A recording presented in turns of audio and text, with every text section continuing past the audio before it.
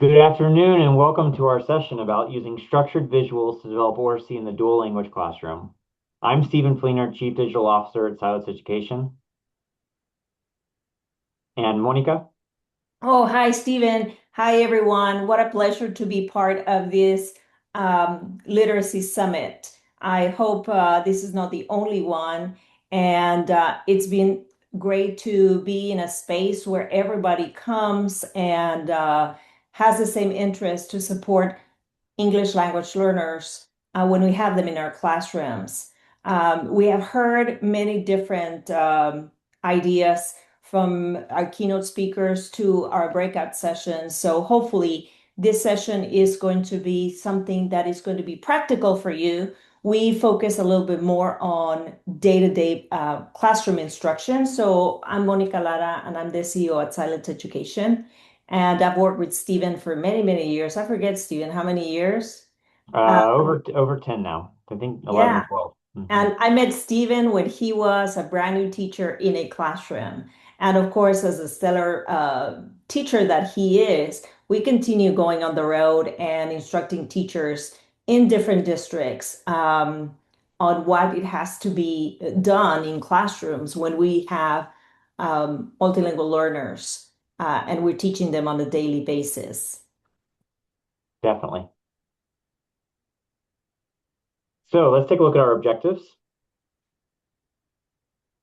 Go ahead, Monica. Can you start Una de you? las cosas que siempre yo he abogado es la importancia de tener entrenamientos en español. Ah, en el libro Toma la Palabra, que es un entrenamiento, es un libro que tiene contenido en español, es muy importante darles a nuestros maestros duales, sobre todo los duales de español-inglés, darles la oportunidad de tener sesiones en español, porque tenemos la necesidad de enseñar en español y casi toda la información que recibimos la recibimos en inglés. Entonces, vamos a comenzar como comienza una lección con objetivos académicos y objetivos de lenguaje. Take a little bit of time to read them silently. It's important to give students an opportunity to read them. So about 30 seconds.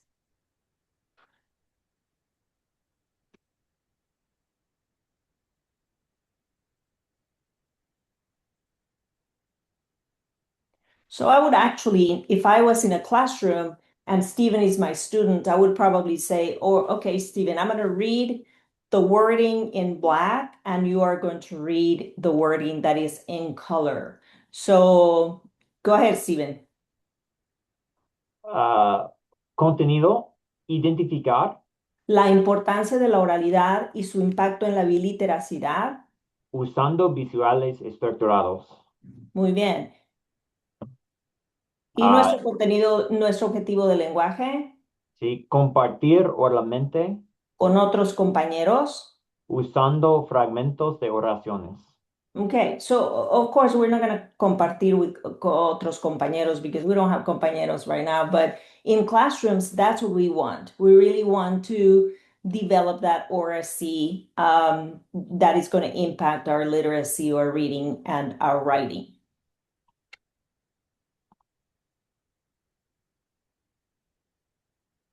So, this is a question that we ask a lot of educators that we work with, dual language educators and monolingual educators, about what students need to be successful because all of our work with structured visuals and working with dual language classrooms all has to do with, at the end of the day, with what are the practical strategies that teachers can use that make students successful. And so when we ask teachers this question, or when we ask educational specialists or coordinators or ed leaders within districts, we often hear things like one thing dual language students need to be successful in school is an emphasis on building background in their lessons. Monica, what's something else that you might hear from an educator? Well, I think one thing dual language students need to be successful in school is, like we heard from Literacy Squared, Joe Slavic talks about paraliteracy instruction, which is not a repetitive type of instruction, but it is a continuation. So you do some days in Spanish, some days in English, but they go hand in hand one with another one. And we have a strategic use of language. So I would say one thing they need to be successful is a strategic use of language during instruction. Excellent. And I'll say that every time I ever do a training, I ask a very similar question to this, and every single time without fail, I will hear an educator say, a successful dual language student feels seen and valued and confident in both L1 and L2. And so I would ask if you're watching this recorded session and you were to answer this question using the sentence stem, what would be your answer? What would you say based on your experience teaching kids? And if you're in a dual language program, especially English and Spanish, what would a successful dual language student need in your program? So I think this is a very good question to ask yourself as you're watching this video, because that really sets the foundation to what we're doing. And we know what works, we know what is effective in our classrooms, and we cannot discount the knowledge and expertise that we have as teachers. And you, as a teacher, you know that you have a lot of experience and you've been in the trenches. Um, Maybe even if it's 1 year, a few months, but if you have been in the trenches many years and we see the pendulum swing and a lot of things happening, we have what it takes to know what works and what doesn't work. But it's very important to know what our students need to be successful. And as we heard our keynotes this morning, they talked about one size does not fit all. So it's important to take into consideration a lot of pieces, especially the cultural piece, which is really important. And how are we tailoring our instruction based on the needs of our students, based on the needs of their proficiency levels. And also, it doesn't matter if they're early in early elementary or coming late in secondary schools, because as we heard this morning, I think Esther alluded to the importance of knowing whether they come in elementary or secondary, and we need to tailor the education to our students based on where they are. So this question is really important for us to ask ourselves. Definitely, 100%. So in today's session, we're going to propose a pretty simple strategy to engage students in both L1 and L2 in a dual language setting and get them to make bridges between the two languages, help students to express themselves orally as well as in writing, and really develop a really rich literacy in both languages. And the simple strategy is to use structured visuals. And structured visuals are different from regular visuals, and we'll get into more depth about that later on in this session. But one thing that I really want to emphasize is that structured visuals help students develop language, and it helps students tap into their background. So we're going to take a look at an example of this. We are going to see what an introduction to a lesson using structured visuals can look like. So, vamos a hacer una lección de esta palabra, camuflaje. En el calentamiento de la lección, los estudiantes van a notar, van a escribir o van a compartir con sus compañeros cinco cosas que notan en esta imagen. Entonces, Mónica, por ejemplo, ¿qué notas en esta imagen? Yo podría decir, si no tengo mucha información en mi cabeza, nada más viendo el visual puedo ver que yo noto un organismo, o yo noto el ambiente, Sí, sí. o yo podría preguntarme, me pregunto por qué una es verde y el otro es oscuro. y por qué se ven tan diferentes las imágenes de uno de los organismos y el ambiente. No sé, puede que no sepa yo qué es eso. Sí, exactamente, muy bien. Sí, y también yo noto que hay, que hay hojas aquí y también este organismo parece como una hoja y también es verde y puedo ver las piernas de este organismo.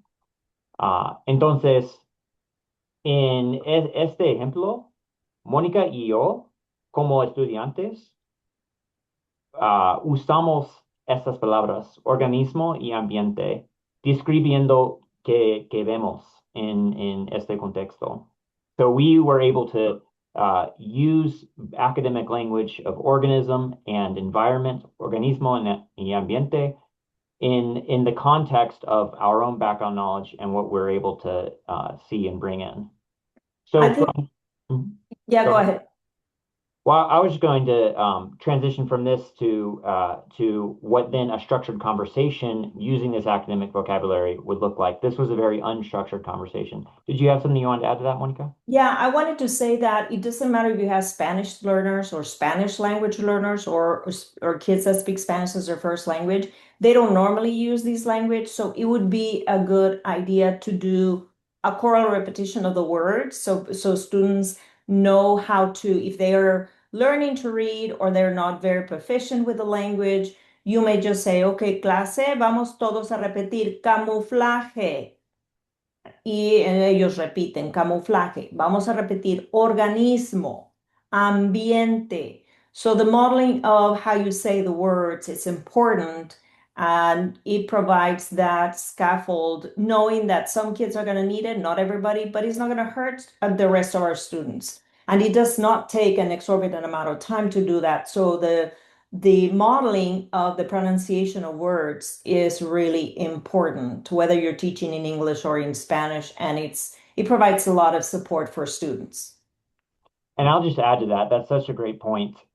Because absolutely, whether this was an example in Spanish, whether we have students who have L1 as Spanish or L1 as English, they are learning new words, they are learning new vocabulary, and practicing that vocabulary is very important. And I would just add a very effective strategy is while pronouncing the word chorally, to point to our mouths to say it out loud, camuflaje. So that way students can mimic that oral repetition using that structure. Okay, so we had a nice little warm up based on this word camuflaje. Now we would then start a structured conversation based on this same structured visual. So we're going to use a process called QSSSA or QSSSA, empezando con una pregunta. ¿Qué significa que un organismo tenga camuflaje? Entonces, vamos a repetir como una clase la palabra camuflaje. Todos los alumnos, Camuflaje. all the students are going to repeat camuflaje, and then we're going to repeat the fragmento as a class as well. Si un organismo tiene camuflaje, significa que, clase, por favor, repiten. Si un organismo tiene camuflaje, significa que Ok, vamos a levantar las manos. We're going to raise our hands. Y cuando puedes terminar este fragmento, por favor, muéstrame. Show me. Ok. Entonces, vamos a compartir con compañeros. Si un organismo tiene camuflaje, significa que. Go ahead, Mónica. What would you say?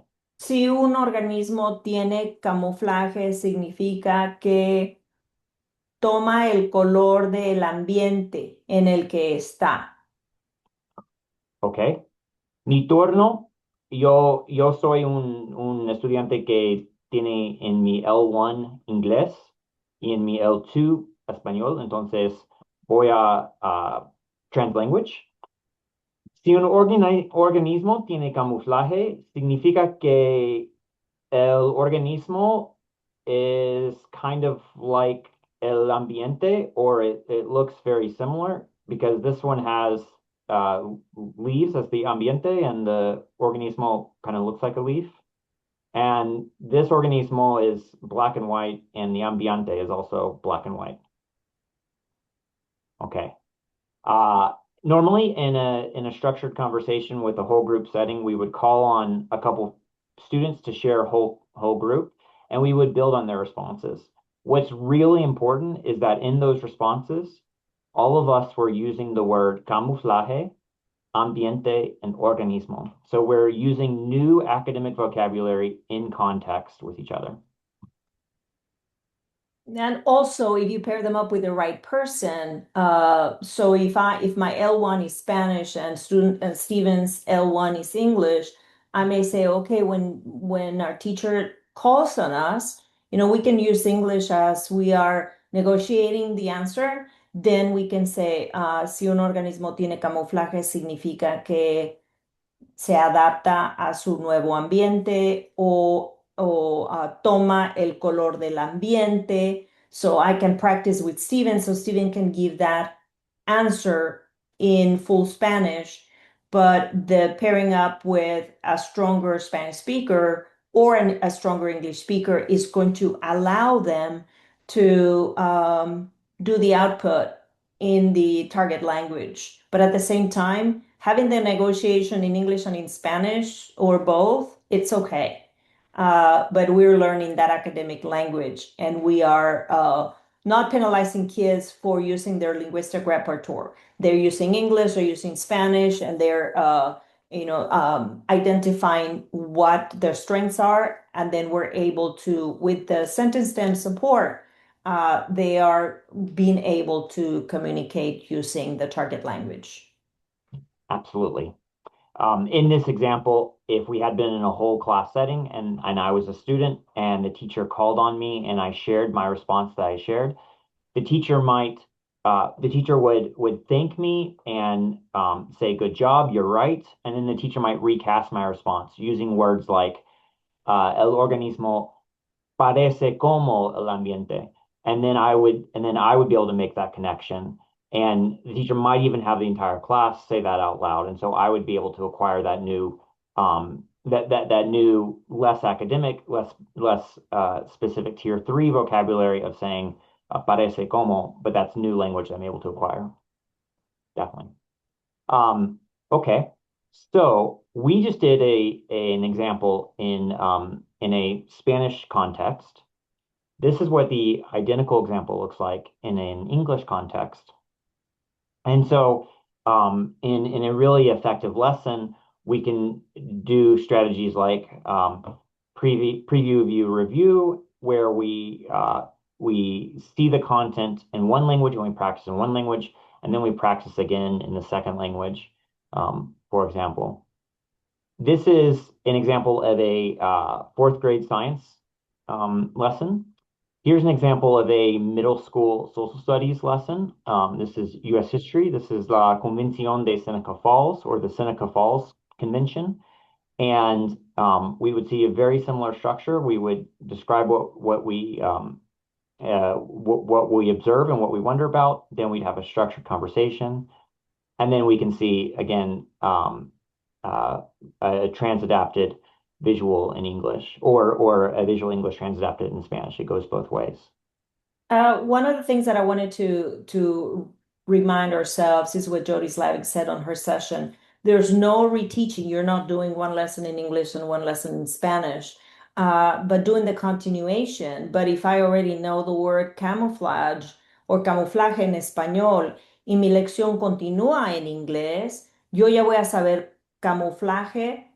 Puede que yo tenga una pared de palabras en la cual se nota la diferencia entre camuflaje con J y camouflage con G. Se hace la distinción, pero no necesariamente se hace una lección en español y luego se repite en inglés, porque no hay tiempo para hacer eso. Y ya una vez que los niños reciben ese español robusto, entre mejor el español, entre más vocabulario tienen en español y el rigor es demandante en Tier 1, como decimos, van a estar muy bien equipados para el inglés. Dr. Kathy Escamillado siempre dice, hay que enseñar inglés mejor, no más rápido.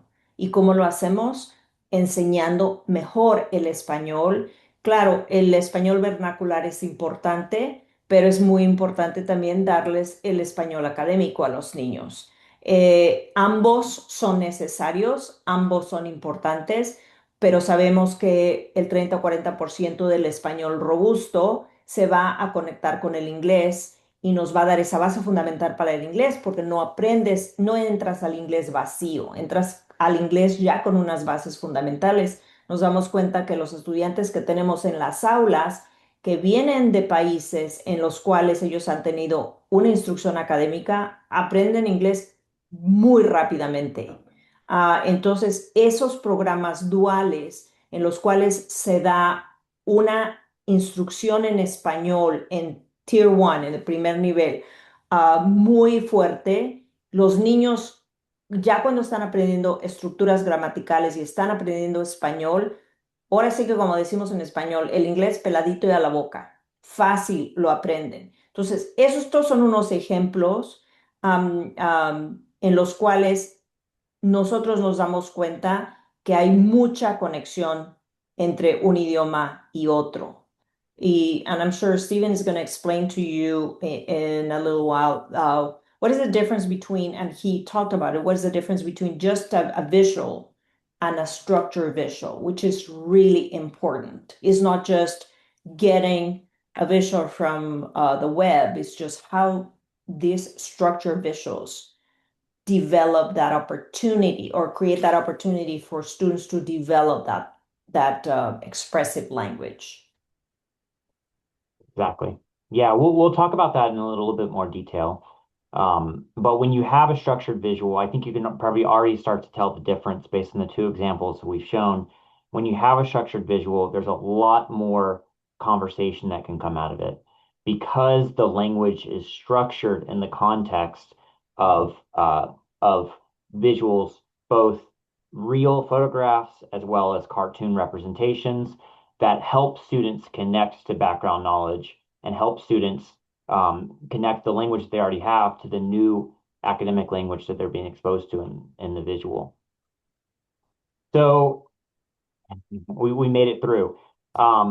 We were able to do several things in that example. Monica, was there anything as a student from your perspective that you noticed or that you experienced when you were in that example? Well, I had the opportunity last week to teach eighth grade social studies.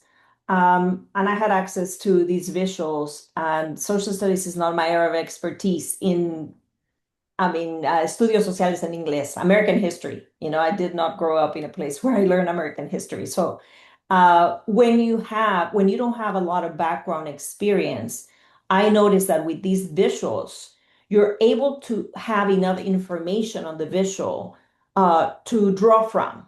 So even if, especially el calentamiento, es muy importante porque te ayuda como estudiante a tener vocabulario básico. That's really important. You not only learn new concepts, but you're able to at least give a simple um, sentence, because many times what happens is that without the visual, teachers stand in front of a class and they say, who can tell me about camouflage? O ¿quién me puede decir algo de camuflaje? ¿Quién se acuerda o quién sabe? Uh, if I am an English learner and you're doing the session in English, or even if I am a Spanish speaker and I have never been exposed to language in Spanish, I'm at a disadvantage because the ones that are going to answer the questions are the students that have been exposed, are the students that probably have gone to, a place where or somewhere where they have heard this language.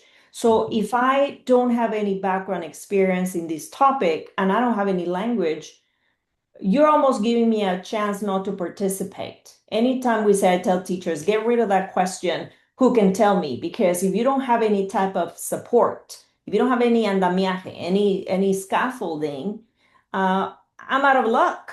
I don't have the opportunity to participate. So by providing the structure visuals, by providing the language, notice that we're not lowering the expectations. We're not saying, Monica, go and color a butterfly because you don't know the language. You're providing me with the support that I need to be successful. You're leveling the playing field for me, the English learner, who may not have the language, neither in Spanish or in English. Sometimes we say, well, Spanish speakers, give them the language in Spanish, or give them the documents in Spanish. Well, in order for me to understand, I need to have some background. And it's all based on comprehension. I love how these structure visuals really focus on comprehension, because I'm going to give not just any type of answer, but I am going to be drawing from the words that are on the visuals. And at least I'm going to be able to say, yo noto un organismo y un ambiente, en lugar de, who can tell me, or Monica? And I said, I don't know. At least you practice the words with me, and I'm able to just complete the calentamiento just by giving a simple answer. So I think this is really important, that visuals are not the cherry on top. Visuals are an integral part of your instruction, going hand in hand with the language that you want your students to know and be able to practice. So that's what you have with these visuals, the connection between the two, and the opportunity for everyone in your class to be able to answer the questions that you have. So Yeah, that's what I would say, and that's what I have heard from teachers when we talk to them about the importance of structured visuals. definitely.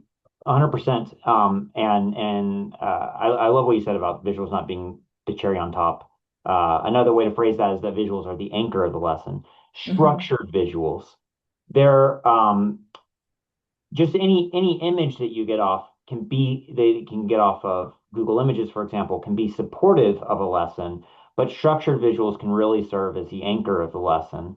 And that can really help for students to build background and then connect the background that they have to the new language. So I completely agree with everything you just said. Um, so, uh, so we've been talking a lot about what makes a visual structured. Well, there's some key elements that we see in structured visuals that we wouldn't see in an unstructured visual, for example. One thing we often see in structured visuals are arrows that show cause and effect, especially when we're talking about social studies, especially in the context of history, but even when describing a process in science or math, we'll also see a lot of cause and effect visuals. Vocabulary will be labeled. There will be often comparisons. In this case, we have a chemistry example, high school chemistry, that shows the comparison between a covalent bond and ionic bond. And importantly, a structured visual will have a variety of media that help students make connections. Some of these media will be relatable examples, and some will be very, very specific academic examples. So in this case, we have a comparison between a covalent bond and an ionic bond, and we've shown this comparison in two separate ways. This is a diagrammatic representation of what the actual bonds look like um, as we understand between atoms. But this is a kind of metaphorical representation to give students the perspective of an ionic bond is a transfer of something from one source to another, and a covalent bond is a stronger, more secure sharing between two people. So structured visuals employ all of these features, and the reality is the structured visuals are not easy to find. Um, Usually they need to be made from scratch by educators. And that's why I embarked on a project about 5 years ago, And this project has since grown massively beyond me, and that is this resource called the Visual Non-Glossary. And this is a resource that has structured visuals for every single vocabulary word, K through 12 in science, social studies, and mathematics. And the visuals serve as anchors. So it doesn't just provide the visuals, but also provides an entire lesson in which the visuals serve as anchors. And because you're watching this presentation, because you made the effort to show up, and we really appreciate that. At the end of this session, I'm going to share a QR code, and that will be something you can scan to have be able to get access to all of the visuals from Visual on Glossary for free. So keep watching. We'll share that. We'll share that later on. So, here's some more relatable examples. In social studies, we can see that this represents freedom, or it might represent abolition in the context of slavery. A calendar could represent a time period or dates, and then this shows a law being put into the trash. That might represent a law being repealed or negated. Um, so this ties perfectly into Oracy. Monica, do you want to talk about this?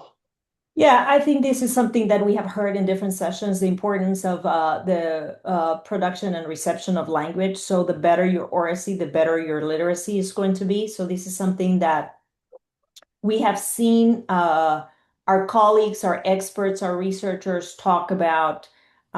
This is not new research, but it continues to be something that we notice in classrooms. The better kids speak, the better they read, and the better they write. But it does not happen by magic. I mean, I saw that one of the participants was Dr. Wayne Wright, and he wrote an article not a long time ago, and he titled it "Let Them Speak."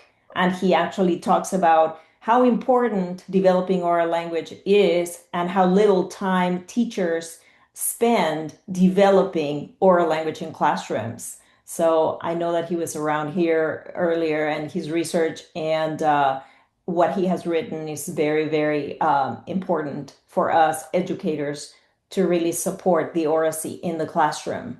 And so creating opportunities for students to speak is very crucial for them to be able to be successful. So as you're looking at um, another image, then we have read many times, the research, Britain's research is, I love to say it in Spanish, la lectura y la escritura flotan en un mar de palabras. ¿Qué pasaría con ese barquito si no tenemos el bla, bla, bla? Si los estudiantes no pueden hablar, la lectura y la escritura no va a existir y el barquito se va a hundir. Es toda esta información que estamos compartiendo y mucho de lo que mis colegas de electroescritura al cuadrado han creado. Lo encuentran en el libro Toma la Palabra. Tengo mucho orgullo de tener mucha conversación con el equipo de Literacy Squared, and they have been instrumental in providing me support to write the information en español en el libro de Toma la Palabra. Y la segunda edición es nueva, acaba de salir. Um, but this information is really very important. Yeah.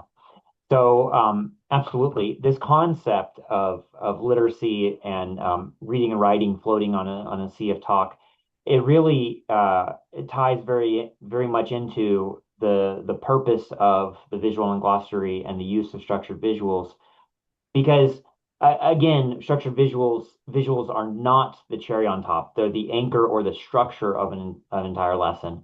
And the visuals in the visual non-glossary, they each come with lessons that are structured around reading and writing.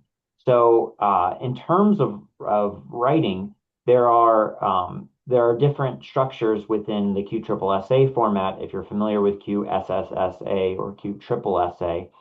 And one way to assess or to evaluate students after they have shared with their small group is to have them write out in complete sentences using the sentence stem and using the language that they've been using in their small group conversations and their structured conversations.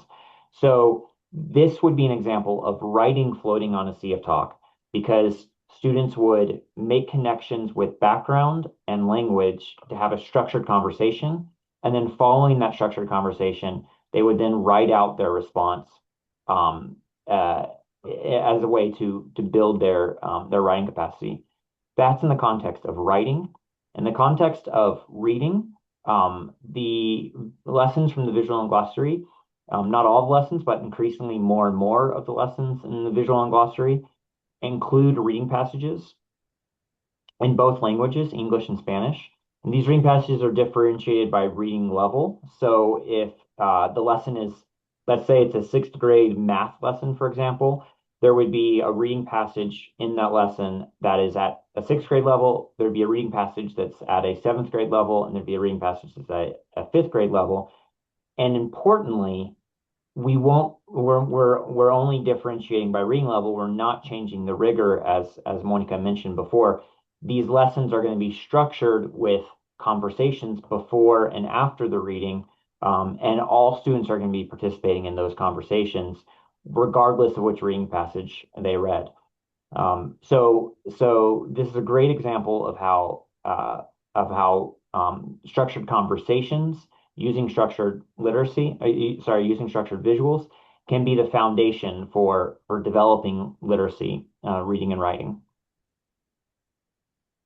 So all of this ties into this idea of objectivism versus constructivism, which are two educational philosophies. And I'm just going to let you have 30 seconds or so to take a look at this visual without me giving any kind of uh, more context than what you see in this visual.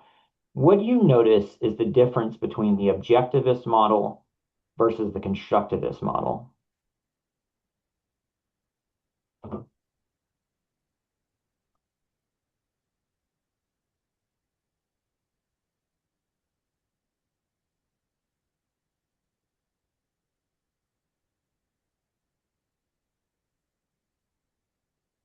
Okay, Monica, what's something that you notice?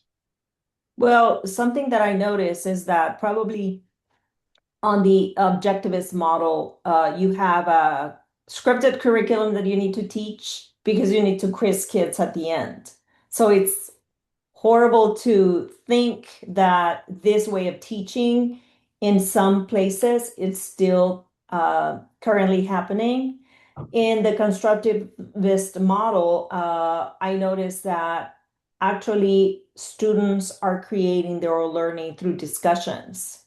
And then the assessment is going to be more natural. So the better the teaching, the better the better you speak, the better you read, the better you write. So oftentimes you just need to question, you need to discuss, you need to argue, you need to, when you think about the Bloom's taxonomy, the levels of thinking is not just repeating what you just heard at the lowest level, but it's questioning and analyzing and arguing and creating and evaluating. So that's what each one differs, from one from the other.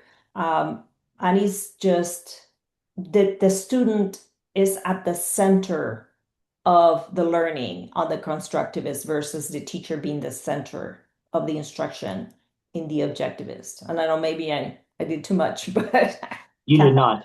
of. I'll add to that really everything you said was absolutely true. And another key difference between the constructivist model and the objectivist model is the equity involved in these models. In the constructivist model, every student has a voice. Every student's voice is heard. In the objectivist model, the student whose voice is heard is the one who's closest to the board, who's most eager to raise his hand when the teacher says, "Who can tell me?" This is Sure. not an educationally equitable situation, and the constructivist model is a much more equitable situation. And you might have noticed that in the objectivist model, this boy with his hand raised is the one who gets to share in front of the whole class. But in the objectivist model, it's this girl right next to him that gets to share. And the difference is that in the constructivist model, the teacher has a randomization system to randomly call on a student to make sure students are equitably being given opportunities to share in front of a whole group. while being supported by small group conversations and structured visuals. So yeah, definitely. This has everything to do with equity as well as maintaining high levels of rigor. Now, I mentioned that the lessons in the visual non-glossary are lessons that have a structured visual as an anchor. And so, what you see by that is you see multiple opportunities for structured conversations. You know, there will in every single lesson there will be at least three opportunities for structured conversations. There will be an initial conversation that is happening at the lower levels of Bloom's taxonomy, comprehension and knowledge. The idea being that students will be able to answer this question in a small group structured conversation using the information from the visual, even if they've never heard of this vocabulary word before, which most of them probably have not. Later on in the lesson, towards the middle, there will be a what we call a relational question, which structures a conversation by having students describe a relationship between this vocabulary word and another vocabulary word, like Declaration of Independence. In these visual and glossary lessons, before students see a relational question, they will be exposed to the new vocabulary via other structured visuals. So they will see a structured visual for Declaration of Independence before they're answering this question in small group conversations.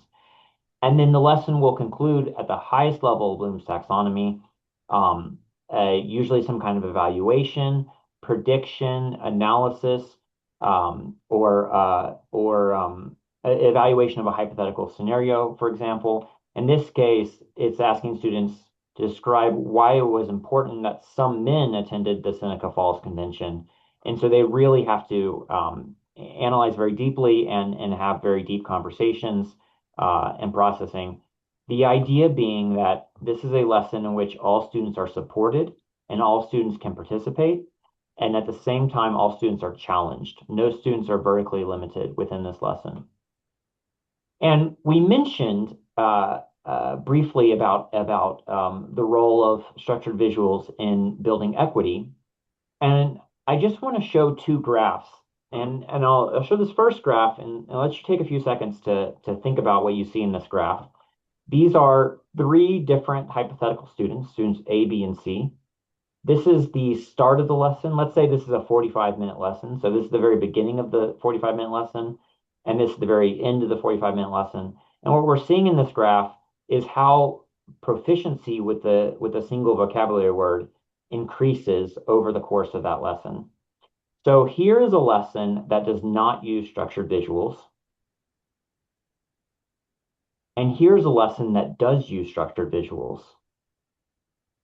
Take a look at these two graphs and see what you notice about the difference between using structured visuals versus not using structured visuals.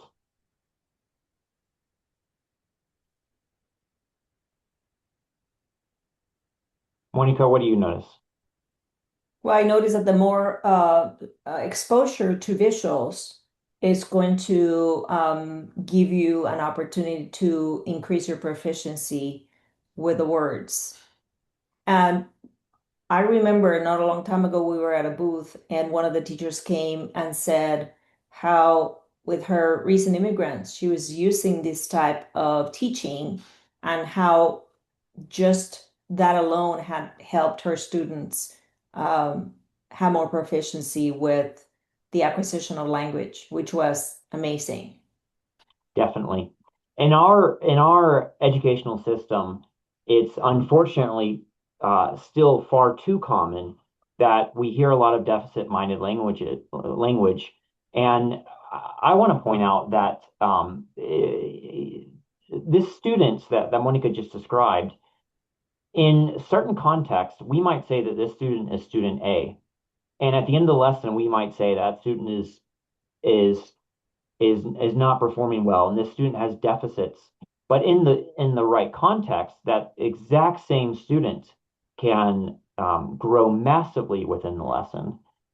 And the other part of this is the students that um, came into the lesson with a lot of prior exposure seems to be doing fine in the lesson, but this lesson is really offering no growth opportunity for that student. And so equity has to do with a rising tide that lifts all boats, not just the most struggling students, but also the highest performing students that have some initial exposure. It's really also important that they're able to grow, and that all students are growing the same way. Having structured visuals really closes the equity gap between students by providing that initial background knowledge, and by providing the language supports. And so it's really, really important. I think that one thing that I like to say to educators, especially teachers planning lessons, is that a way to make sure your lessons are equitable is to make sure the student who is most disadvantaged, who's most struggling, maybe the least confident student in the class, make sure that student is able to participate and be successful in the lesson. And in the exact same lesson, make sure the student who is most confident, who is highest performing, we could say based on his assessments or something like that, make sure that student is challenged in that lesson. And if you're doing both of those things in a lesson, then you're truly ensuring that the lesson is equitable for all students. And structured visuals like these can really help to bridge that equity gap. So, in the dual language context, we'd like to offer another strategy that we have seen other educators use very, very well, and that is called contrastive analysis. Monica, do you want to speak a little bit about this? And I'll add anything to it. Well, we talk about the types of words that students encounter, and they can see, for example, I was talking about how you can create in your classroom an anchor chart with similarities and differences between language. And it's not that we're doing concurrent translation because we know that that's not what we want, but we want to identify similarities and differences between languages. And if you are teaching kids how many words that end with tion in Spanish are gonna, finish end with sion, then they're able to see the difference, especially when you have academic language, that correlation really exists. So, ¿cuál es el tipo de palabra? Es un sustantivo, en inglés it's a noun, it's a part of speech. ¿Cómo se separa en sílabas? En español es crucial que se separen las palabras en sílabas. En inglés posiblemente ahí tenemos en sílabas, pero posiblemente vamos a hacer la separación por fonemas. ¿Cuáles serían algunos sinónimos? Y vemos cómo también hay cognados cuando estamos hablando de haciendo el análisis contrastivo de las palabras, antónimos, y es un contraste muy específico, y se hace por un propósito. Esto es algo que los estudiantes descubren. Puede ser que nosotros modelemos cómo se hace este análisis contrastivo, pero después se les dan los organizadores gráficos o ellos crean los organizadores gráficos y están en blanco y ellos tienen que rellenar los huecos. ¿Qué están haciendo? Una investigación del lenguaje y se empiezan a dar cuenta que entre más español saben, más inglés saben. Entonces ellos pueden hacer la relación. Y este es un ejemplo, pero dependiendo de qué es lo que queremos enfatizar, los estudiantes pueden crear sus propios visuales, sus propios organizadores gráficos, teniendo esa discusión. No, mira, es que en inglés no se dice así. We all know that if you're a bilingual person and you're a bilingual brain, you're always negotiating. You never leave Spanish. You don't turn on like a water faucet. You don't say, okay, no, no, no, English only. No Spanish. You're always negotiating. You're always saying, ¿cómo se dice en español? Pero así no se dice en español. O sea, en español es diferente. Siempre estamos haciendo esa comparación. Y esa es una señal de un cerebro inteligente. Y la versión antigua era, no, no, no, es que tienes que separar totalmente los idiomas. Un cerebro bilingüe no separa, siempre estamos comparando y sabemos cuáles son las similitudes y cuáles son las diferencias. Y cuando los niños llegan a ese nivel que pueden hacer la comparación, ya ahora sí que están del otro lado, porque si están leyendo algo que no conocen en inglés y lo conocen en español, pueden comenzar haciendo ese análisis del lenguaje.